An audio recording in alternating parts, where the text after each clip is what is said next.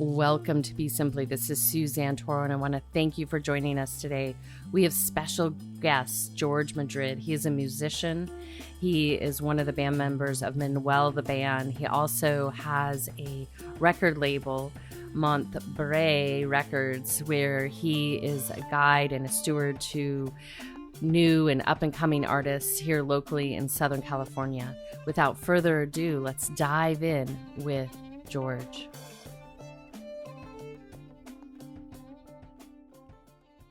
George, I want to thank you for being here today. I'm so excited to celebrate all your creativity and everything that you do and offer the world. Yeah. So when I met you, you're one of the musicians in Manuel The Band. I was so fascinated with your steel pedal guitar. Am I saying it correct? Yeah, pedal steel. Pedal steel. I knew. Yeah. I was like, I gotta say it right. Yeah, it's so I want to start there about how you came to like really engage with that instrument, and I don't. You hold it so meditatively, so it just really called to me because that's something I love to do. Yeah, I mean the getting to play the pedal steel is just kind of seemed like pretty natural. I played guitar for forever, and I think ever since I was like 12. And there was a time when I lived in LA, and I wasn't really playing music. I played a little bit of bass in a band. It was kind of like an electronic band kind of thing, and it just kind of like I was kind of getting a little bit far away from like my roots of being a little bit more of like, you know, I kind of grew up playing a lot more Americana guitar, stuff like that. And it was just kind of it was a weird conscious decision, but it seemed really natural. I just always loved the pedal steel guitar, and I was getting a lot more into like country music and like kind of like that space country sound. Like my big thing was like Sweetheart of the Rodeo from the Byrds. It's just like there's pedal steel all over it. And I was like, I want to learn how to play this solo. Essentially, there's a song called You Ain't Going Nowhere, which it just starts off with a pedal steel kind of riff. And I was like, I want to learn how to play that. And so I kind of like was researching like, all right, well, it's a pedal steel, and like trying to figure out like how, like I didn't know the first thing about getting pedal steel. And it was kind of one of those things where I was like looking at forums or like, well, you have to make sure it's a good one or else it could break or it's not going to sound as good or all these different things. And I did a little bit of research on like where I could find some pedal steels. And because at that point, I don't think I'd ever played one or had seen one being played. Like it was very, like I'd seen lap steels, but I don't think I properly saw a pedal steel. And I did some research, and there was this guy in a shop in Oceanside, and it's called Steel Guitars in North County. And I just drove down there one day, and I spent like 3 or 4 hours in his shop. And he just builds pedal steels and repairs pedal steels. And it's kind of like a double bungalow kind of thing. It's just full of pedal steels and pedal steel parts and all that stuff. And so I just kind of hung out there for about 3 hours, and I was like, all right, well, if I'm going to learn this, I have to get a pedal steel. And if I get a pedal steel, that's going to force me to learn it, because that's kind of like who I am. Like I enjoy practicing, but it has to be there. And so I bought a pedal steel, and it's the same one that I've had. And it was kind of like, it was a conscious 30th, like I was turning 30, and I bought it for myself. It was for Christmas or New Year's or however. It was kind of like a fresh thing. And I was, I was living in LA, and I was like, all right, I'm going to move back to Long Beach. I'm going to learn the pedal steel guitar. I'm going to get back into the music scene. And that was kind of a very conscious, like, hey, this is what I'm going to do now. And you should just do it. So I just did it. Beautiful. Well, it was definitely a bridge.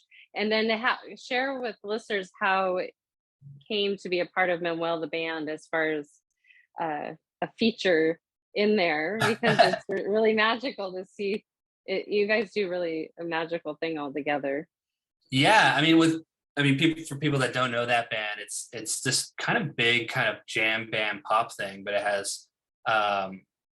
has drums, bass, rhythm / lead guitar, me on pedal steel, a horn section of 2 people, but Matt KALIN, he plays tenor sax and baritone sax. They kind of switches off.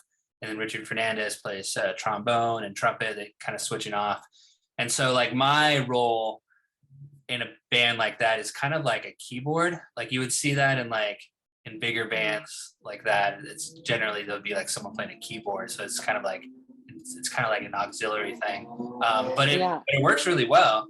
And it's a lot of fun. And to be honest, I don't really remember how it all happened. I knew Manuel from like a long time ago. So I played on one of his songs when I went to Musicians Institute, because my roommate at the time, they were in a band. And I think that must have been 2010.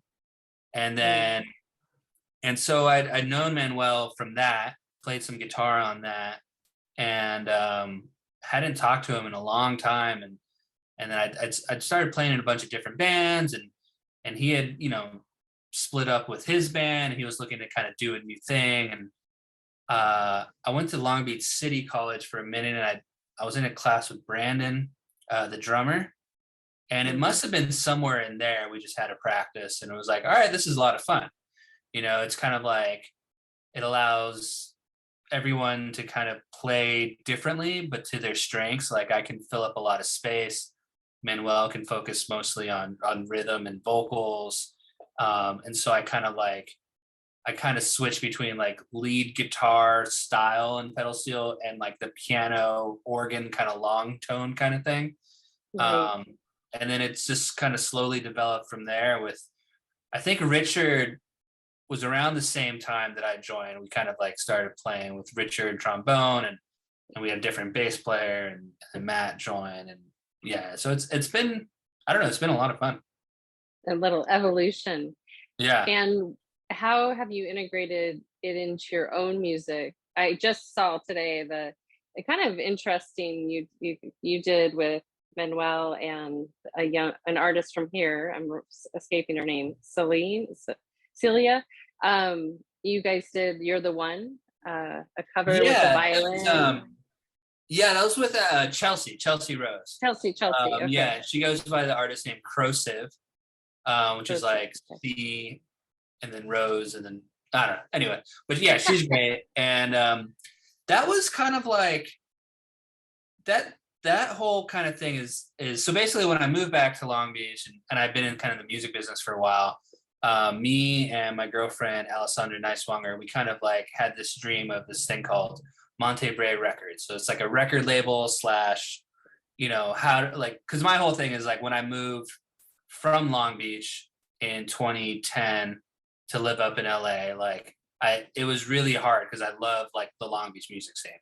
And but it was just kind of one of those things. And so when I came back, I was like, well, like, and so I got a little bit of that like LA hustle, and like, but even though I was kind of burnt out, it was still like everyone there is grinding and like working so hard. It's like it helps. It helps like inspire you.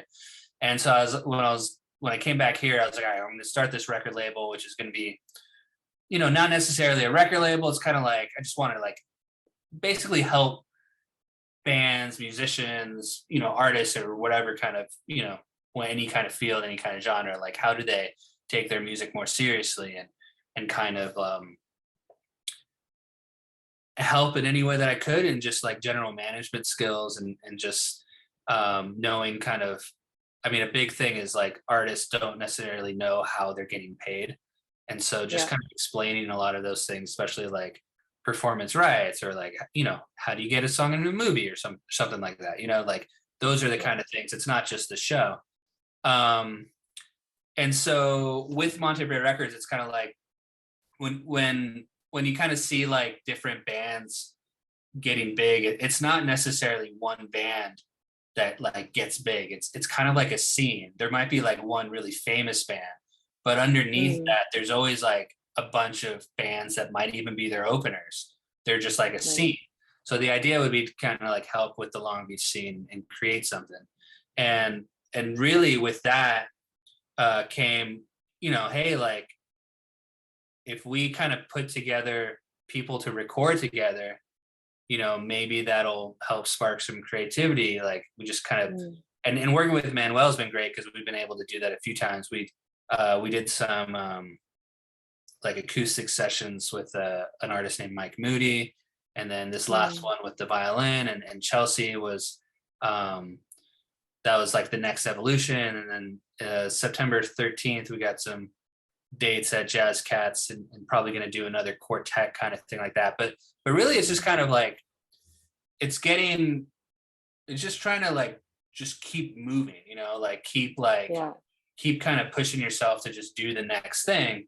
And especially nowadays, it's like video and good audio is like a must. So we just kind of get our crew and we just go in there and just try to do something that might be cool. Beautiful. And share a little bit more about that, keeping things going, because music, obviously jumping into LA and working the hustle there. And now we've had this I call it the brouhaha on planet Earth.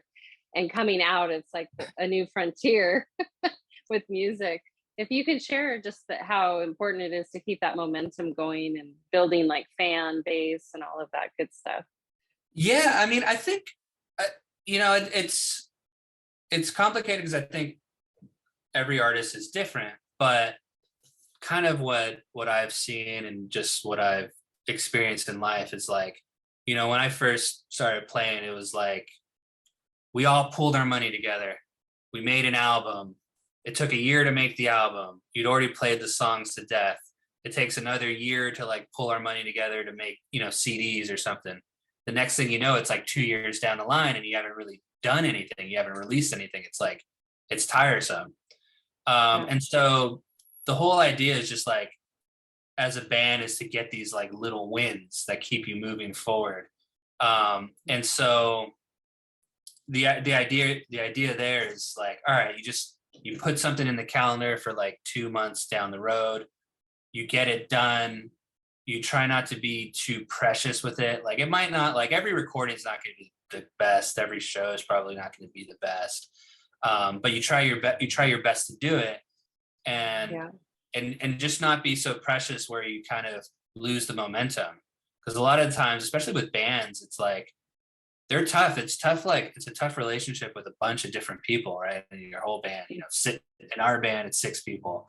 And then then you add like, different elements or different things. So, but the whole thing is just like, all right, if we can just keep going, keep moving forward and keep the momentum, it's like, you're kind of like a bunch of wheels in a machine, like, or like, I don't want to say cogs in the machine because that kind of sounds bad, but like, maybe you have like your PR is like a cog, and then your live show is a cog, and your writing's a cog, and like, if one of them's spinning, but not the other ones, then it's still like a jam. So you kind of have to get them all moving simultaneously without burning yourself out.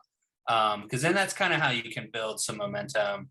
And also like, I think a lot of the thing about being an artist is like, when it's all said and done, that's when it's done. It's like, you don't want to be too precious with songs or releases or trying different things. It's a lot of the times it's like the person who tries the most things and finds what they like, or maybe it's the right people, or maybe it's, the right band member. So it's just like, you just keep moving forward. And my whole thing is like, I have like a weird kind of view on life, but my whole thing is just like, what else are we going to do? Like, we might as well just do this because this is great. Like, it's going to be really hard to like not do this kind of thing. Right. So yeah, I mean, for me, it's just putting as much effort as you can, and making sure you kind of you're moving all those different wheels to kind of move forward. And how do you see things differently now? Like I said, as we're re-emerging, and people like this summer, I would say, is the first kind of summer and spring where people are out actively playing festivals and stuff. How does that feel? I mean, for us, it feels great because we've been able to play like the shows that, are mostly outdoor kind of things. and for us, like we really need like an energy, you know. A jam band playing to no one isn't that fun, but a jam band playing to a bunch of people and seeing people dance and like being able to have fun, that's everything. So like it's kind of interesting. Like in some ways I didn't mind a lot of the pandemic, because I think naturally I'm more like, I love being at home and all that stuff. Yeah. All right, well, I was like really kind of hustling a lot. And the band was playing a ton, you know, we were playing all the time. But in terms of now, it's just like people are just so much happier to see, you know, live music.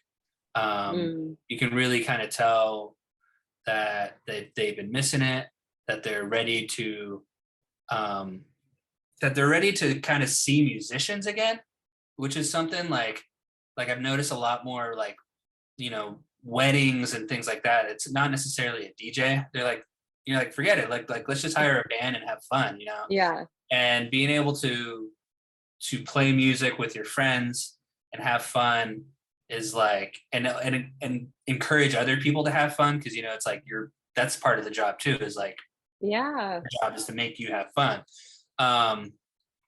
So it's just been great. I mean, I you know, for me, like the type of person I am, it's like, if I could play every day, I would.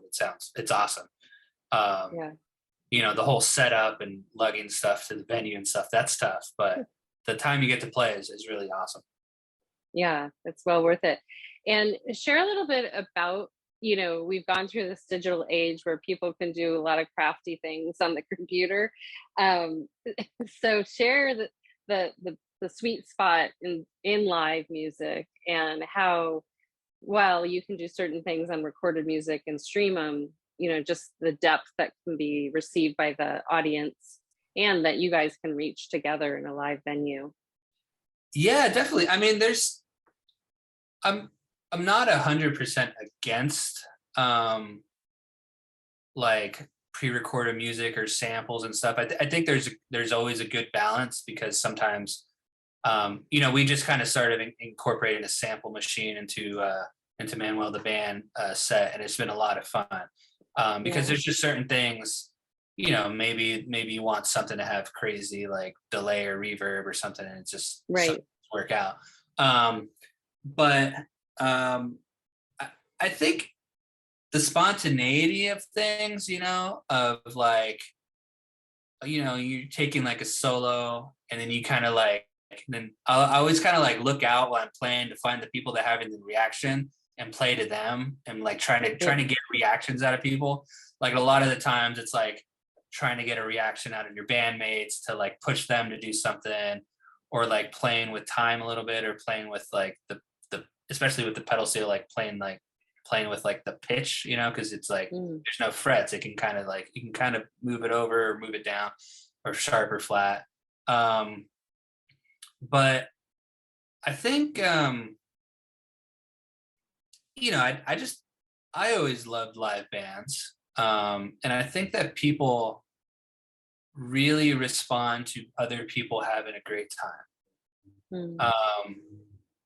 And if you're having a great time with the band, it just translates. And I don't know, sometimes like people like I don't know, it's like a responsibility. Like I don't know if this is going to go kind of way out there, but it's kind of a responsibility of the band to like make sure that everyone's going to have a great time, and to kind of give someone like an authentic experience. You know, I don't want to think it's like, not every show is like, you know, Burning Man, but like there is a hint of that in any kind of show, you know?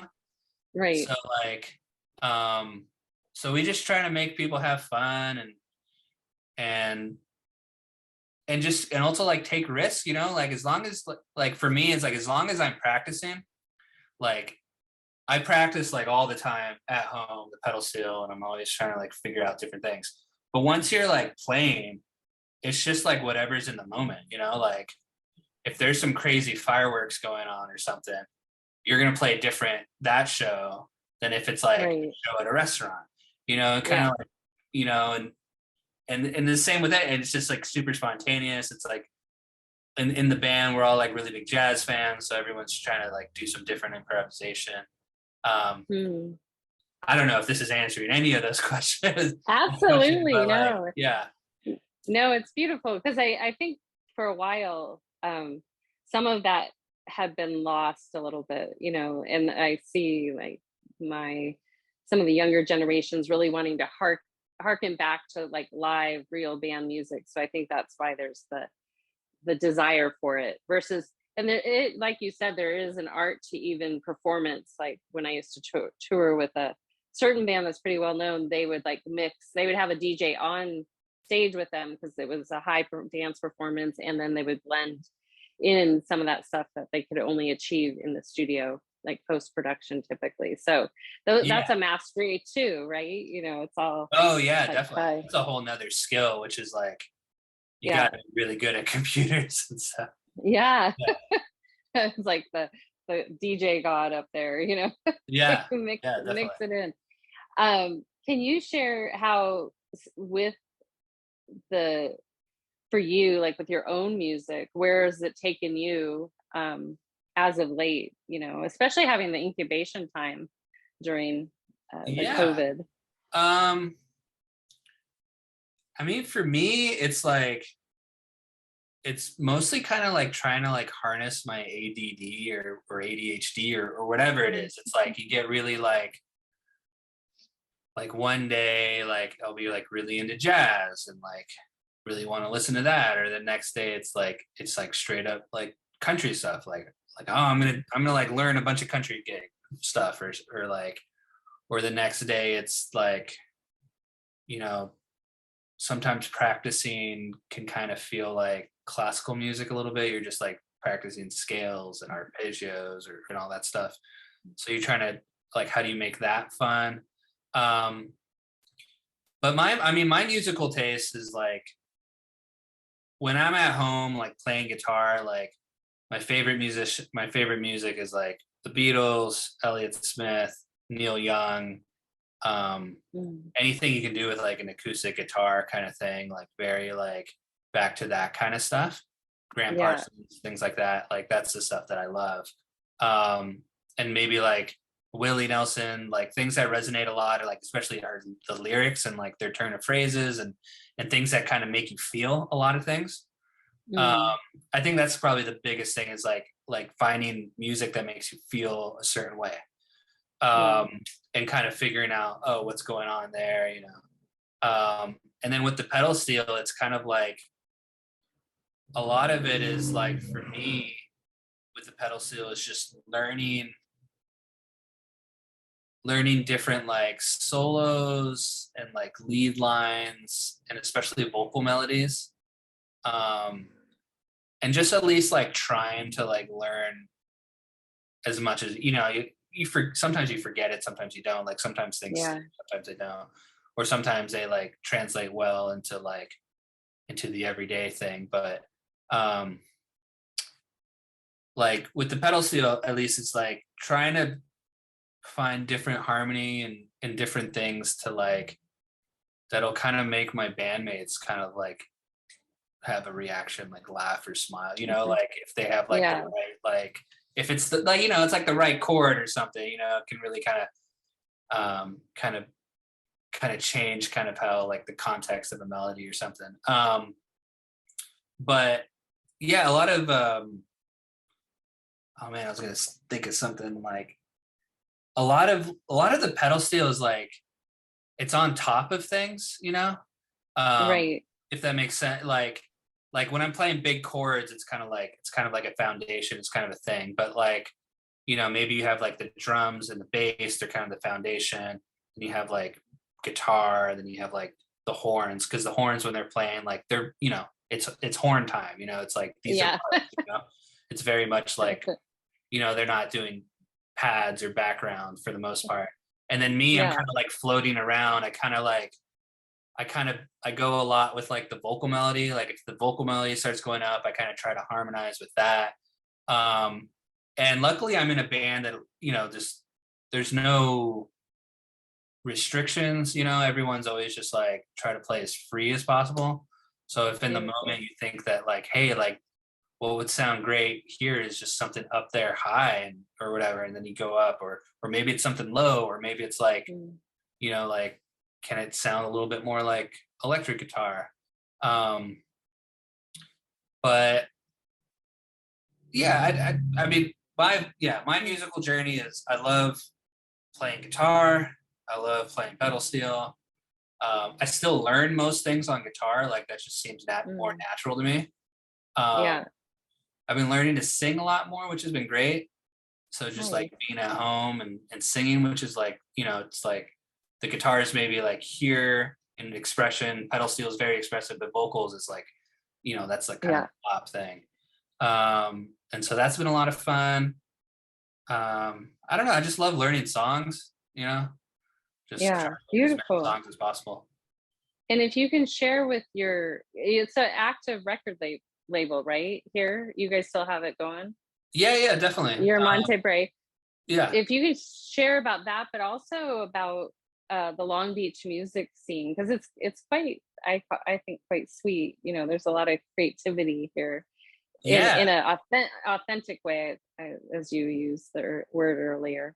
Yeah, definitely. Yeah, Monte Bre. I mean, it's a weird name, I know, but it's a mountain in Switzerland where my great grandfather was from. Is a mountain called Monte Bre or Mount Bre, which is right outside of Lugano.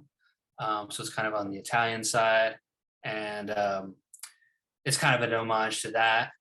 And basically, we just right now it's mostly a vehicle for like me and like Allie and like our like immediate friends. You know, it's like, you know, I'm always down to help like as much as I can. You know, a lot of the things with like record labels, it's like, you know, a lot of people are like, should I join a record label? It's like, well, you know, it's like if they can help you do things that you can't do on your own, then sure. Or like if it's the right fit or whatever. And for us, it's like we just want to like help our friends because all my friends are artists. You know, it's just kind of like it's just what happens.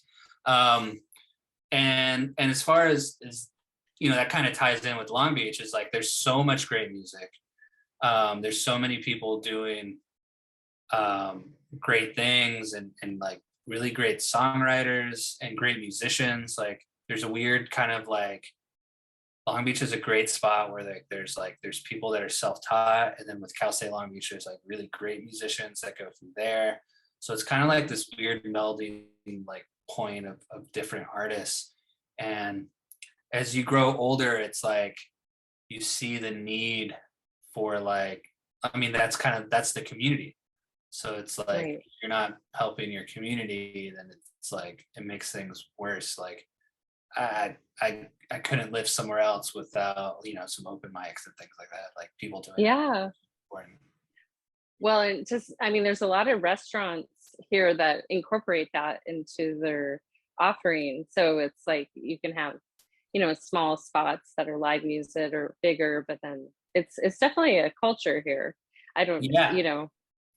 And there's great like events too, you know, the downtown Long Beach and Association and Second Street, and there's different pockets and and different like great venues that pop up. Like I just played the other day the Long Beach Beer Lab, and that was a lot of fun. And I feel like there's a lot of those kind of venues kind of popping up, which maybe aren't necessarily for like full 6-piece bands, but they're perfect for like, you know, your duo or your trio, kind of like, you know, places like Ficklewood would be something like that, where it's just a nice spot where anyone can go and you know, and you can perform, because that's like a really big thing, is just having places to perform.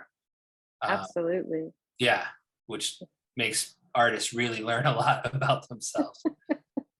Well, describe a little bit, because you mentioned it earlier about, you know, playing it's more fun to play to someone versus no one. But if you can share a little bit on the craft of, maybe you're at a venue where people are more engaged, the music is in the background versus the foreground.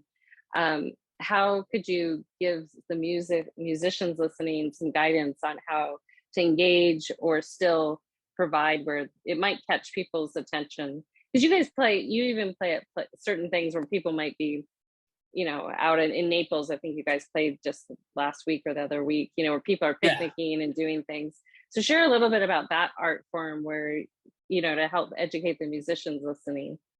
Yeah, I mean, I think, well, especially with Manuel, we play a lot like, you know, 3-hour restaurant gigs where you're not necessarily, like, it's not a show, like you're just kind of background music, and all that kind of has its place. I think it's a little bit different. Like I probably have a different take on it than maybe like a singer would, because generally when you're singing, you know, like the focus is on you, and like pedal steel, I'm really much like I'm I'm more of a support kind of unit. Right. Although it kind of, you know, when you're playing pedal steel, like you hear pedal steel, like it's not like a bass or something.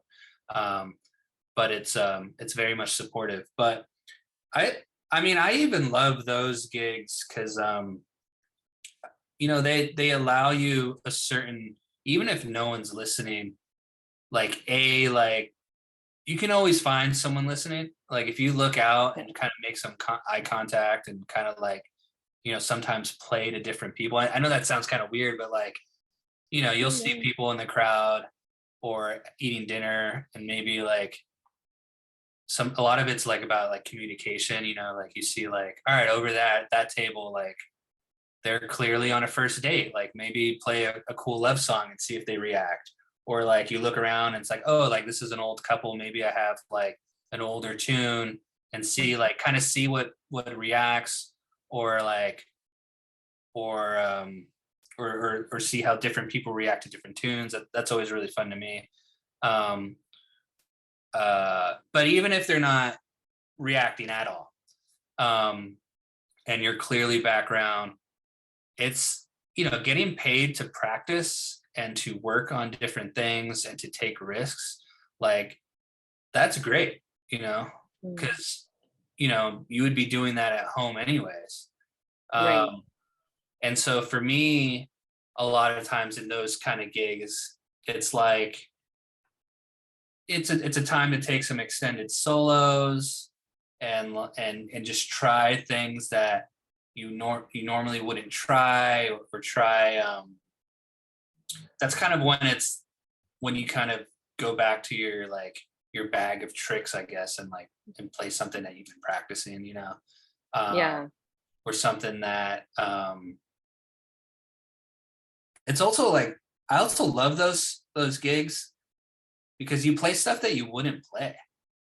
Like when we play those gigs, like I'll end up playing like we'll play like Robin or something, where it's like you turn like a super dancey pop number into like a more sad kind of like different thing, and it allows you to like find the cool qualities in songs you normally wouldn't play, and you kind of like, although you have to take it seriously because you're like providing a service and everything, and you want it to sound really great, you kind of have to have fun with it, you know. Like if you're like a singer songwriter and you're playing just a bunch of really like my friend calls it sad boy music, and you're just making everyone sad, like, you know, that's okay. Like I relate to that, but like but you don't necessarily want to do that. You want to try different things. You might you might turn like, you know, a happy tune, like I don't know, like you could even say like Britney Spears or something, and put it in that context, and play things that are outside of your comfort zone, and learn what makes those songs cool, and you kind of see patterns in music like that. You'll see like, oh, like all these songs use this kind of very similar chord structure. Like what's going on with that? You know, just I think a lot of those gigs are just playing as much different music as possible, seeing what people like, trying to connect with people. You know, I'm always just trying to like talk to someone. I mean, it's a different thing when you play the pedal steel, right? There's like, I always, when we're playing like Manuel the Band, it's like, all right, all the girls are talking to the lead singer, all the drummers are talking to the drummer, like all the weird like older like hippie dudes are talking to me because they want to tell me like when they heard the pedal steel before, you know, like find your crowd, you know, it's cool. Like everyone, like it's just, you know, everyone, most people are really cool, you know, you just gotta like find it. Yeah, beautiful. Well, you're the observer too, because you're in this like, I don't know, Yoda zone. That's what I think. Watching Yeah, I'm anything. like kind of like stationary and just hanging out. Yeah, it's awesome. So to close out, can you share what you have up and coming first? Because I know you did some solo music. Are you going to be doing some more, or what's up and coming for you, with or Um, without the band? no, yeah, I mean, for me, it's just playing as much different things as possible. I mean, with Manuel The Band, we're playing all the time. Um, and that's kind of like the main band. And I think our next uh, probably, big full band show is going to be September 17th at the Hyatt in Huntington Beach. But I'm also playing on the 3rd and 4th Memorial Day weekend, a thing called Idlewild Honky Tonk with a great country artist, Francesca Brown. And I'm just trying to play as much as possible, playing a bunch of different things. I'm playing bass, and my friend Heather, her artist name is Junitime. She's got this really great like 80s synth throwback, playing her Friday the 25th of August at the Bamboo Club. And really, like, music is a full-time gig, so I'm just trying to find as many different gigs, play as much different type of music, meet as many cool people and friends, because, like, just trying to help people make more music. Allie, my girlfriend, Alyssandra Nighswonger, she just recorded kind of like this basic, like the bass tracks for like drums, bass, guitar, and stuff for her next record. So probably in the next couple of months, put more pedal steel on it, trying to just hustle and play as much as possible and practice. Beautiful. And yeah, we're just playing all the time. It's like, it's weird. It's like I can have like a day off and be okay, but more than like 2 days, I'm like, what the hell am I doing? Like, let's go and play somewhere, like it's fun. Yeah, that's awesome.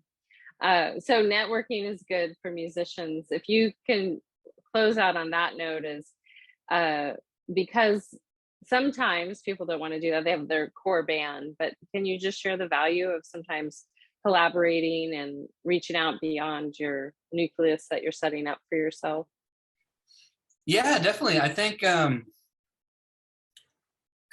mean, especially in this business, it's like, it's super rare. And although it's like amazing, it's like, it's super rare that your friends, when you're starting a band, that's going to be your only band, like that really doesn't happen. Like, it's a lot of it is like you kind of catch people in little pockets of their life, because everyone's living their own life and everyone's got a different path. So a lot of my thing is like, and this goes back to like recording everything, is do as much as you can while you can do it, because you never know, if, someone's going to move, or someone's, God forbid, if they pass away or anything, it's like everyone's on a different journey. So if you're having a good time playing with someone, record it, and networking. I think my girlfriend came right now. Networking is just like having, you're on video. Hello. Doing an interview. Oh, cool. Yeah. But doing, so networking is like, I mean, most people are, especially musicians, they have a lot more in common, and they're a lot mellower than you probably think they are, and are willing to help you a lot more than you probably think so. And just, feel free to like email, phone call, text message, Instagram, all those things. It's like, and if they don't respond, hit them back later. Like, sometimes, like, that's true. Always follow up. Like, like the world moves quickly. If someone doesn't get back to your email, it could just be that they just played a show and they're on the bus going home and they don't have internet. Right. And it's like, and by the time they find it, or they're on a plane and they don't see it, or it went to spam, and just like trying to meet as many different people as possible. And like, my favorite stuff when it comes to like touring and all that stuff is great. And you get to play some cool shows, and you get to meet people. But like, the best thing for me is like when you're in the car or the bus or whatever you're in, and it's like that late night drive that is always gonna happen.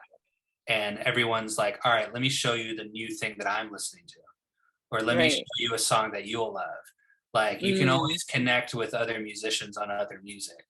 Like and that's my favorite part. And so playing with other people, they'll always bring a little flair.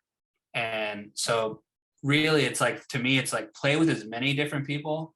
And especially if you like that person, or maybe they're not a good musician, or they're not like the type of musician that you would normally play with, but if they're like cool person, and like, and if you can kind of get beyond that, like you kind of get beyond like just simply music, and you kind of like you kind of start using music as a vehicle of your friendship. That, I don't know, that's just like, that's a bond for life, and, and you'll grow, and you'll have a good time, and just playing with as many people, it just introduces you to so many different new things, and just makes you better. Like if you're just playing in your room all day, like you might be really great, and you might be like amazing on Instagram or something, but you got to develop those social skills and learn to have some fun, Yeah, absolutely. Well said. Yeah.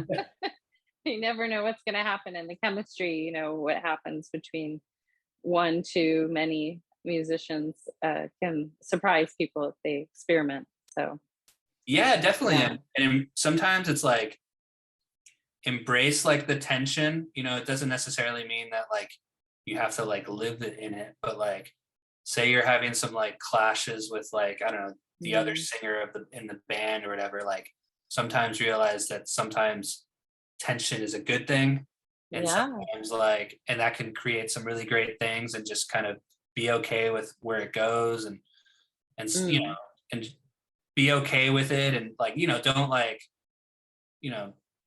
don't like drain yourself or like make it worse, but like a band is a relationship with a bunch of different people, and it's going to be crazy, and you got to be as honest with your bandmates as you are with yourself.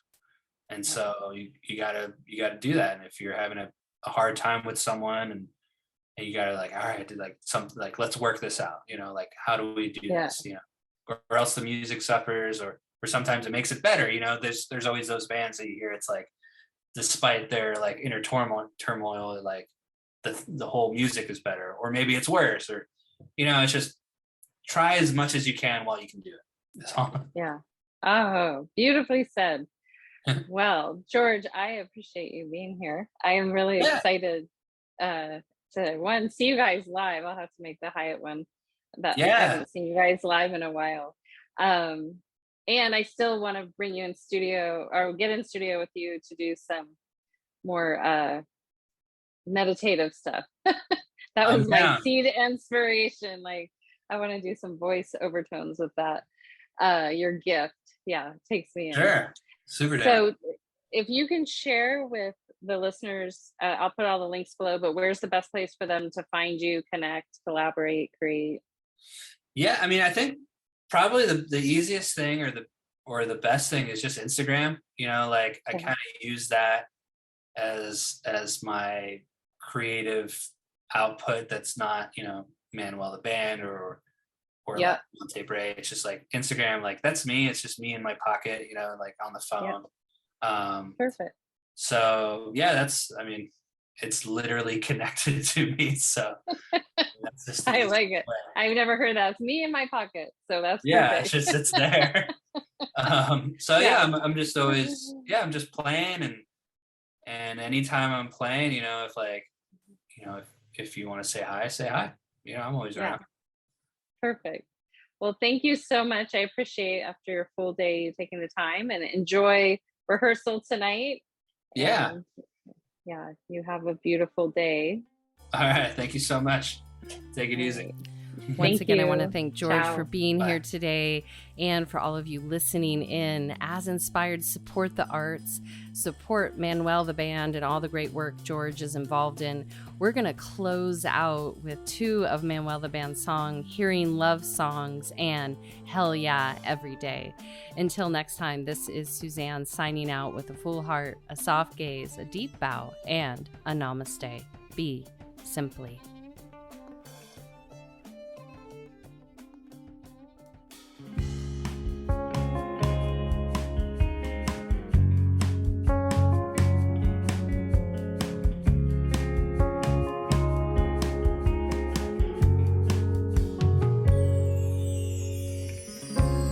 Thinking the clouds and coming down, and you're landing in LA.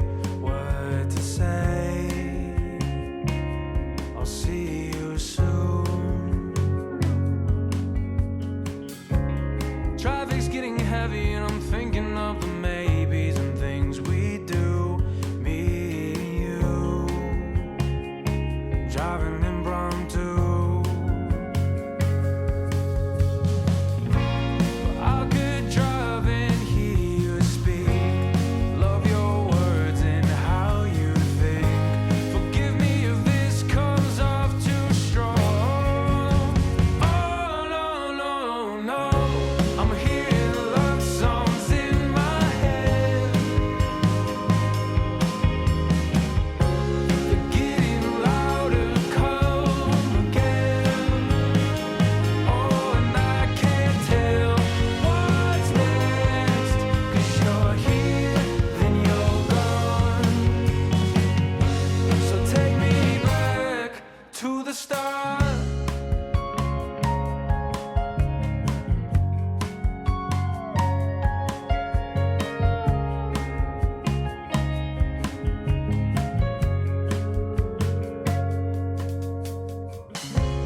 Guess I'm just worried there's been some time and space between you and me. Do you see me still? Oh, I'm so nervous, I want this perfect getaway. Just the same when I met you.